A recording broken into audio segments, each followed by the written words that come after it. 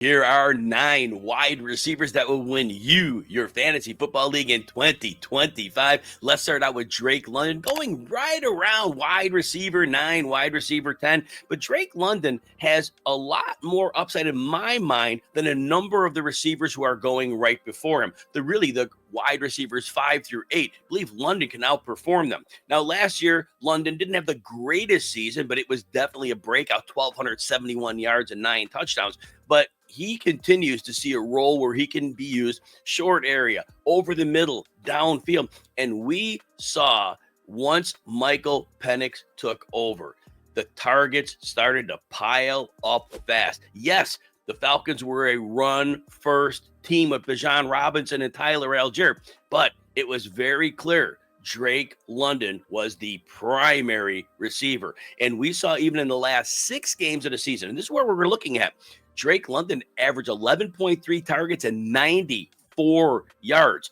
Take that production, the target share with Penix, and all of a sudden, you have a wide receiver that definitely has top 5 upside. Yeah, he might not reach Malik Neighbors and that group and then the group above them, but he could be right on that fringe. So definitely Drake London is a target. Next, DJ Moore of the Chicago Bears. Moore always seems to be underpriced. Wide receiver 20 in most drafts. That is a huge value. Look, last year was terrible. Bears offensive line couldn't block. The coaching staff was terrible. Caleb Williams was under constant duress. The answer the Bears had? Let's just throw a million bubble screens to DJ Moore. Now, Moore had 140 targets and 98 catches, 966 yards. That was a problem. 6 touchdowns. But all that said, for fantasy, DJ Moore got it done in the worst possible situation, just like he did in his days in Carolina. But don't forget this. 2 years ago in Chicago with Justin Fields, DJ Moore had a 1,300-yard season. He's averaged 138 targets in his 2 years in Chicago, 85th percentile yards after the catch. This offense will be different. The Bears' offensive line completely overhauled. Ben Johnson running the offense. That coach knows how to weaponize his players, and he knows he'll see very quickly, and he knows because remember, he coached against DJ Moore twice a year during the last 2 years. He realized the talent this young man has. Moore will be weaponized. Moore should blow away that ADP of wide receiver 20, and he will flirt with top 12 wide receiver production. Next, Chris Godwin, Tampa Bay Buccaneers, going around wide receiver 30. Last year, Liam Cohen co-chair, and we called this one. We were excited that Cohen would be able to weaponize Godwin in a Rams-style offense, and that's exactly what happened. And Godwin, 8 to 13 targets in 6 or 7 games, hitting 64 or more yards in those. He was posting up at least an average of 11.6 PPR points in all those starts. He had 3 games of 22, dislocated ankle. Now, in terms of recovery, it's not an injury we hear all the time, but it's not an ACL injury. And the talk is Godwin will be fully ready for training camp. Godwin with Baker Mayfield. I don't like that Liam Cohen's gone. I don't think that's the best. But Baker Mayfield already knows how to use Chris Godwin. And he is the clear number 2 behind Mike Evans or with Mike Evans. Remember, Godwin is seeing more targets than Evans when they played together early last season. So that's on the table as well. Godwin is going in the wide receiver 3 range. That's a mistake. I will actually reach up as far as wide receiver 27 because I don't want to miss Chris Godwin in my draft, knowing the upside and the floor that he brings. Next, Jerry Judy of the Cleveland Browns. He's going right around wide receiver 35, and that's way too low. Jerry Judy may have an issue with drops. I get that. He may not be the greatest after the catch, 57th percentile. But he's this. He's a reliable receiver. And I talked about drops. I get that. But he is going to command targets. He had 90 catches for 1,229 yards last year with bad quarterback play. Now, this year, we don't know. Joe Flacco, I hope, starts. But look, we'll see who else goes out there. Dylan Gabriel, Shedeur Sanders. I hope it's not Kenny Pickett. No offense. But all that said, Jerry Judy's going to see targets. The Cleveland defense, the corners aren't as great as they once were a few years ago. They've slipped a little bit the last couple of years. They're going to throw the ball.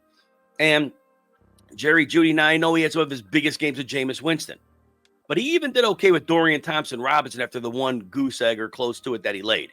That said, Jerry Judy's going to get pounded with targets. Jerry Judy, I would draft him as soon as the wide receiver 30 hits. I wouldn't wait till wide receiver 35 because, again, in PPR leagues, he is going to post big points for your fantasy team. If you enjoy videos like this, consider hitting the like and subscribe button. Also, we're offering 15% off all RotoWire products. Go to rotowire.com, pick your favorite product, and use the code YouTube15 to score your 15% discount. A subscription gets you access to tools like our mock draft simulator and the picks and props tool. Again, go to rotowire.com and use the code YouTube15 at checkout. All right, next checking in, Calvin Ridley, going just outside the top 40 receivers in drafts. Look, Calvin Ridley may not have this wide receiver one upside, but last year with Will Levis and Mason Rudolph at quarterback, he went over 1,000 yards. 4 touchdowns, okay, I get it. Second straight 1,000-yard season. Yeah, I know he just nicked 1,000 yards 2 straight years, but it's 1,000 yards, and you're getting him outside wide receiver 40. Obviously, his air yard share was 100% out. They loved throwing it downfield to him. But here's the thing. Cam Ward is the quarterback now. And Cam Ward may not be a superstar, but Cam Ward is probably going to be a clear upgrade over Will Levis and Mason Rudolph. And Ridley should easily be the number one target. And that said, we saw Ridley targeted 7.8 times per game after the Week 5 bye last year. He had 11 straight games at 41 or more yards. The target should be there. The yardage should be there. There should be some big games in there. I think Ridley is very underpriced at his ADP, and we're probably looking at a top 36 receiver instead of a top 40. That's a value. Jakobi Meyers is next, and he's going right around where Ridley's going, around wide receiver 42 in drafts. Jakobi Meyers had 1,000 yards last year. Now, I understand. Raiders trade Devontae Adams in week 4, and Meyers, all of a sudden, he had at least 9 targets in 10 of 13 games. He had 7 games of 60 yards, 300-yard games. Brock Bowers was the alpha, tight end. Meyers was the number 1 receiver. And I know they draft Jack Besh in the second round. But that said, Geno Smith's the quarterback. Jakobi Meyers will be where he's expected on routes. Geno Smith is going to be comfortable with Meyers very quickly. Jack Besh may be a decent player. I think the skill sets are kind of close to their possession guys. Meyers is a little more than that. And I think Meyers is going to be, at least this year, a much better player. And I think you would draft Meyers just outside the top 36 receivers, get the discount, pay up a little bit, because the floor and the bigger games he's going to give you are going to be great. Remember, it's a massive jump up in quarterback play for the Raiders this year from what they had. Next, Josh Downs. Josh Downs is going right around wide receiver 50. Look, this young man is quarterback proof. All he's done is be productive with bad quarterbacks on a Colts team. Last year, he missed 3 games. He still got you 803 yards and 5 touchdowns. He is a slot weapon. He was playing in the slot about 75, 78% of the time. So even if he doesn't play every snap, he's on the field most of the time. 79th percentile yards after the catch. And remember, in 9 of 14 games, he had double-digit PPR points. He is, as I said, quarterback proof. Anthony Richardson, Daniel Jones, don't have much there. But we know Josh Downs will be the way to go. Now, you'll draft him right outside the top 45 receivers. Don't wait till 50 because somebody will snap him up. Somebody will see and realize the talent he is. Marvin Mims of the Denver Broncos is next, going around wide receiver 60. His ADP is actually going down a little bit. Mims was an afterthought through week 10.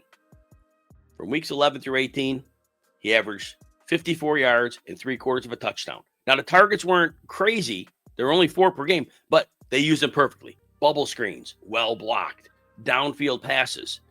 This team now has a running game. They already have Cortland Sutton. Using Mims situationally is going to work out extremely well. He'll be a little volatile for fantasy, but you're getting him late in drafts, and he's definitely a player you want on your fantasy teams because there is upside as well. Finally, Cedric Tillman, Cleveland Browns. He's going outside the top 67 receivers. Just remember this. After Amari Cooper got traded last year, Tillman takes on the starting role in week 7. 3 first games he plays, his average as a starter, 7 catches, 85 yards, and a touchdown. Now they have the bye in week 10, week 11, 47 yards, suffers a season-ending concussion. He was on the way up. He is the clear number 2 in an offense that's going to have to pass the football on a regular basis.